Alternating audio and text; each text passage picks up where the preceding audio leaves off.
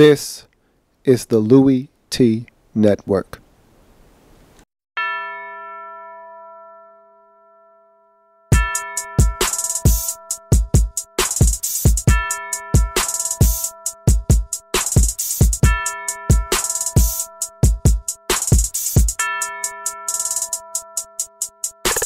See, first come the preseason, and I don't take a day off. And then my team was 6-10, and we ain't smell a playoffs. Yeah, I seen the Super Bowl, but I heard they just play balls. A lot of teams had injuries. Sam Bradford had to take off.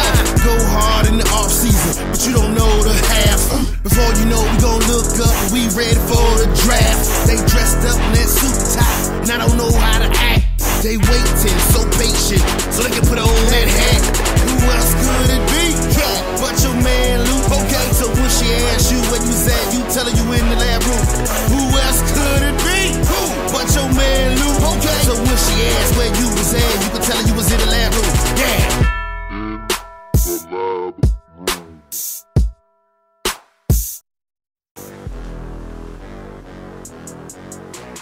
Hey, yo. Who else could it be? For me, your me. Louie Tee, welcome. You are in the lab room, of course. I'm your host, Luke. Thank you for joining me. Week number 4 picks coming straight at you. Before we can move on to week 4, however, gotta take a look in that rearview mirror and break down week number 3 quickly. I went 11-5, a little disappointed. I talked about last week wanting to have anything less than 3 losses. I had already went into the week with a loss on Thursday night. Redskins didn't get it done last week. Had a couple more teams let me down. I told you I was a little iffy on that Cleveland game. They ended up losing. I told you I felt a lot better if Johnny Two-Time was starting, and when I made the pick, I was going with the assumption that he was going to start. They started Josh McCown. That's your end result, so I take an L there. I lose the Detroit game on Sunday night. Thought the Lions would come out and give me everything they had, and it would be enough to get a win. It wasn't. They're just not good enough, and that's what I learned from that game. They're just not the same team from last year. A lot of different changes to the roster, and they're just not the same team right now. And they gave me an L. I also lost that Ravens game. That was a heartbreaker, but I'm gonna tell you what, they deserve to lose that game. They deserve to be blown out in that football game. Luckily enough for them, Cincinnati didn't want to put them away, so they actually had a chance to win that game, but they couldn't get it done. But they got it done on Thursday night this week when I didn't pick them, and then I take an L for them. So Cincinnati, I mean, right now Baltimore, we're not seeing eye to eye right now. Me and the Ravens not on the same page right now, but they gave me a loss last week. Miami, they're a fraud right now, and I'm starting to learn who the fraudulent teams are, and everybody's starting to fit into their proper slots. Really, after week 4, that's when I really hit my stride, because I know everybody now. I know who you are. I can look you in your eyes and I can tell you what you're about to do. The Dolphins, they sold me on a dream in the offseason. They made a lot of really good offseason moves. It really hasn't translated to wins, however. This is it. Louie, give them one more chance. Louie, give them one more chance. I'm gonna give them one more chance to prove that they're not a fraud. Right now, though, I'm leaning towards fraudulent, but I'm gonna give them one more chance to prove that they can get it done in week number 4. And of course, those are my 5 losses. You know, Redskins didn't get it done. Those are my 5 losses. So 11-5, not happy with it. It wasn't the worst, wasn't the best. I got a bunch of picks from everyone, but you didn't follow directions. I gave you specific directions on where to leave your picks on the site. Leave the picks on either the site or on my YouTube channel in a specific area. Again, I give you instructions on the Step Up to the Challenge link on the website. So if you don't leave your picks there, I'm not acknowledging them. So technically, I didn't get any picks last week. Doesn't matter to me. I'm gonna still continue to bring the heat with my picks. Anyhow, so let's move on. This week I'm calling week 4 Headstrong Week. Headstrong, I take you on. I'm headstrong, I take on anyone. I'm headstrong this week. You know why I'm headstrong? Because I've been listening to my heart a little too much. Your heart will get you in trouble, okay? Your heart will get you into trouble. It'll lead you astray, all right? Your head is usually right. It's usually the more composed of the two, because your head takes the emotion out of things and it makes rational decisions. Your heart is irrational, okay? It's what you want to happen, not what is going to happen. My head is going to get me 14-1, 13-2, 12-3 this week. My heart will get me 10-6 or 10-5, excuse me, this week. So I'm going headstrong this week and making picks from my noggin. There's a couple of games that I feel like can go the other way. And if I pick with my heart, I'd go the other way.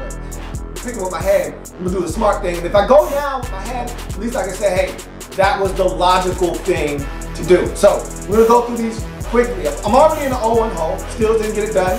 Pick the Steelers, and Josh Scobee made an ass out of me and every other person that picked the Pittsburgh Steelers to win that football game. Thanks a lot, Josh. And I simply sent out one little single tweet at the end of that game, and I said, Josh Scobee, pack your things.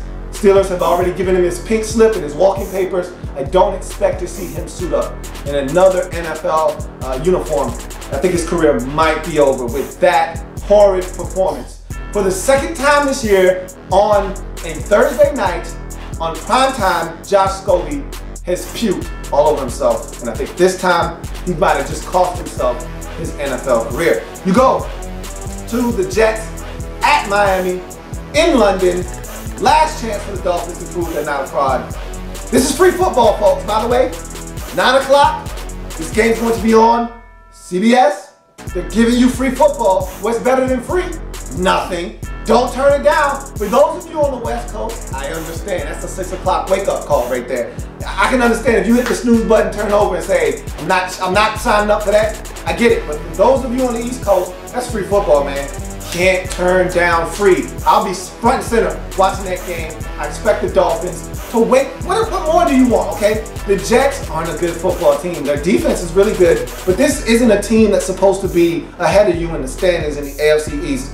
This is your chance to leapfrog the Jets in one fell swoop and start to gain some traction. You'll get a bye week after this. I need you to come back and inspire a football team. If you lose this game, heads are going to roll, coaches are going to be fired, and soon Joe Philbin is going to have to fall on that sword and he's going to be axed. And like I said, if this season goes south really fast, I wouldn't be surprised if mid-season to the third of the season, the second third of the season, if Joe Philbin himself isn't canned and you got an interim head coach, because this thing could get ugly quickly if you don't start winning football games. I think you're about to turn it on and start being a lot more competitive than you have been, especially last week against Buffalo at home. That was an atrocity. Give me the Dolphins to win this football game in London and drop the Jets to 2-2 on the season and elevate themselves to 2-2 on the season. Jaguars at Indy. A lot of talk in this game about Andrew Luck. Will he play? Won't he play? Colts want him to be a lot more safer and think of his long-term health. He plays the game like a linebacker. He just plays really physical and rough. Like, Andrew, you gotta slide, brother. You gotta slide, man. I know you're a big dude. You can take it, but hey, now you're a little banged up. Look, at the end of the day, I don't see Andrew Luck not playing in this game. If he plays, they win. I don't trust Jacksonville to go into Indy and win, but they got a shot, especially if Andrew Luck isn't able to play. I don't trust Matt Hasselbeck at all. So if Andrew Luck can't play, the Jags have a chance, but I'm going with Indy all the way. I expect the Colts to win this football game, get back to 500 on the season, and really start to turn things around in this 2015 campaign. You go to the next football game, Giants at the Buffalo Bills. The Bills have been the most impressive team this season. Tyrod Taylor has to be the story of the league thus far. I don't think anyone expected him to play as well as he has in this season to this point. He's playing outstanding. We know what this Bills defense is about. Now you add Rex Ryan to the mix. It's just going to make the defense that much more tough to deal with. This is a really good Bills team. They're at home. They're going to be missing some pieces. No Samuel Watkins, no Shady McCoy. I don't care. You need the Bills at home to take care of the New York Football Giants. Carolina at Tampa Bay. This is one of those head over heart picks. My heart says Tampa Bay can win this football game. Carolina has been cutting it close just about every game this season, but they find a way to pull it out. Tampa Bay is starting to find some things, even though it's not always turning out to be wins. They're starting to find their way. They're starting to gain traction. Would not surprise me in the least if they went home and found a way to slay the Carolina Panthers, but I'm not doing it. I'm not going to put my neck out on the line with a 1-2 football team. Not going to do it. Give me the 3-0 Panthers to go on the road and make it 4-0. Philadelphia at Washington. I broke that game down on the Redskins report, so I'm not going to do that here. Put a bow and go on that one. If you want to find the answer to that trivia question, go to my Redskins report, week 4, bow and go. I'm moving on to the next matchup, Oakland at Chicago. Talked about this on the podcast. I threw the challenge flag to the Oakland Raiders. I think they're going to win this football game. Chicago's really banged up, but I think they're going to get Alshon Jeffrey. Never, ever trust a man with 2 first names back. Jay Cutler may also be back. If those 2 players come back and Matt Forte can get a semblance of the run game going, they have a shot in Chicago. I'm just not buying what they're selling right now. They traded Jared Allen away. I think this is a team that realizes that they're in a transitional phase. Let's see if they're really waving the white flag. If they show up, play some good football, get some of these players back, they could beat the Oakland Raiders. I just don't see it happening. I'm going with the hot hand and the Oakland Raiders in this one to get it done. Houston at Atlanta. I told you, I've been drinking the Falcons Kool-Aid, and this goes back to the preseason. I said that this was an 11-5 team. A lot of people laughed at me when I said that. They're starting to find a way to win ball games. That's the mark of a good team. You can call it luck, you can call it whatever you like, but the good teams in this league find a way to get it done. That's what the Falcons have done thus far, starting the season at 3-0. I'm looking for them to make it 4-0 versus a Texans team trying to find their way with a young quarterback under center. Give me the Falcons at home to make it 4-0. Kansas City Chiefs taking on the Cincinnati Bengals. This is another one of those head over heart picks. My heart says Kansas City had a really tough start to this season, and this is another tough one to go into the jungle. Welcome to the jungle, won't you understand? They gotta go in the jungle. A lot of teams go in there thinking they can win. A lot of teams come out with L's. But I really feel like Kansas City can put some pressure on Andy Dalton and really force him into some mistakes and win this football game. However, I'm not doing that. Again, I'm not staking my claim on a 1-2 football team, even though that's a nasty 1-2. That's Denver, that's Green Bay. Those are 2 tough teams, 2 of the better teams in the league. If they lost to both of those teams, they're probably going to lose this one and go to 1-3. Really rough start to the season for the Chiefs. I'm going with Cincinnati at home. I just can't stake my claim on a 1-2 football team when they're playing an undefeated hot 3-0 Cincinnati Bengals. Team here with the Bengals in this one. Cleveland at San Diego. This is my sole survivor pick for week number 4. I just think the Chargers are really looking forward to some homecoming. I just feel like the Chargers are really looking forward to some home cooking. They're going home. The Cleveland Browns, to me, just seem like they're a little dysfunctional. You got half of the team that thinks that Johnny 2 times should be starting. You got the other half of the team that doesn't really give a damn. And so, to me, I just feel like this team, they're just listless right now. I just don't feel a lot of confidence exuding from this Browns team. And I think San Diego realizes that they got to win football games right now, and teams like Cleveland can't come into their house and beat them if they're going to have any shot at remaining relevant in the AFC picture. They're going to get that game at home. Give me the San Diego Chargers to win against the Cleveland Browns. You go to the next matchup, Green Bay at San Francisco. But the Packers are going to win this football game. They're on the road. I don't care. The 49ers look really bad. 4 interceptions for Colin Kaepernick last week. That offensive line has been a mess. I really like some of the pieces that they have. That young secondary is really going to be tested by one of the NFL's best at the quarterback position. I don't like this matchup for the 49ers at all. Give me Green Bay to go on the road and make it 4 straight to start this season. You look at another matchup, St. Louis Rams at the Arizona Cardinals. Look, this is NFC West family business. If these 2 teams say they ain't did it, then they ain't did it. But if they did, well, that's family business. Arizona, I already feel like they got the best home field advantage in all of the National Football League right now. They play some top-notch football when they're at home. I don't like the Rams' chances, and the Rams aren't scoring points. Not going to win many games scoring 6 points like they did last week. They got to step it up on the offensive side of football. I just don't see it happening against that team, in that building, in this week. Give me the Arizona Cardinals to go to 4-0. Minnesota at Denver. Another really intriguing matchup.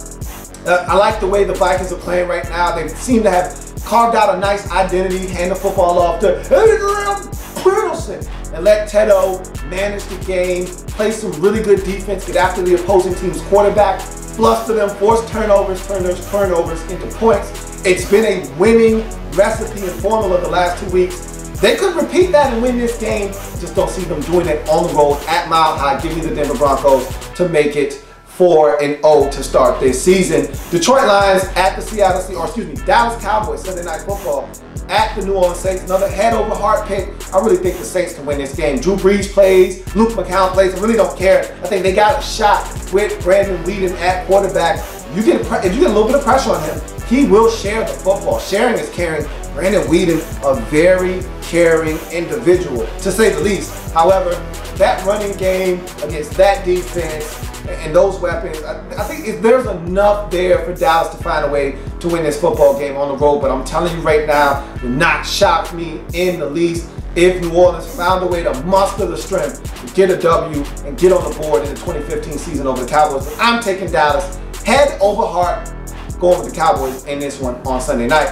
And finally, Monday Night Football, Detroit Lions at the Seattle Seahawks. Lions don't stand a chance. Even though the Seahawks offense isn't clicking on all cylinders and the Lions defense is good enough to really fluster the Seahawks offensive attack, and they may not have beast mode Marshawn Lynch, even though the Thomas Rawls kid looks really good right now, I still don't think that this Detroit Lions team is good enough. Like I said earlier in the program, they're just not good enough this season.